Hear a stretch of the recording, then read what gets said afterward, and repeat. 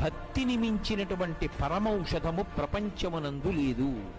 అసలు శాంతికంతటికీ కారణం ఎక్కడుంటుందో తెలుసా? భక్తిలోనే ఉంటుంది. ఎందుకో తెలుసా? భక్తుడైన వాడు ఎప్పుడూ కూడా ఇలా చూపించడు, ఇలా చూపించుకుంటాడు. నేను మీ మీద కోప్పడవలసి వచ్చిందనుకోండి, వెంటనే ఒక ప్రశ్న వేసుకుంటాడు, నేను ఎందుకు కోప్పడాలి ఆయన్ని? ఆయన తప్పు చేశాడు. ఓ, ఆయన తప్పు చేశాడని కోప్పడవలసి వస్తే నేనెప్పుడూ తప్పు చేయలేదా? నేనే తప్పు చెయ్యలేదు కాబట్టి అవతలవాడి తప్పించడానికి నేను సమర్థున్నా? అవతలవాడికి ఏం తెలియదంటున్నాను, నాకెంత తెలుసు? నన్ను తెలుసున్నవారు వచ్చి నన్ను పరీక్షిస్తే నేనెంత నిలబడతాను? ఇలానే ప్రవర్తించచ్చా అని ముందు తనని పరిశీలించుకుంటాడు. తనని పరిశీలించుకున్నవాడెవడో వాడు విద్వాంసు.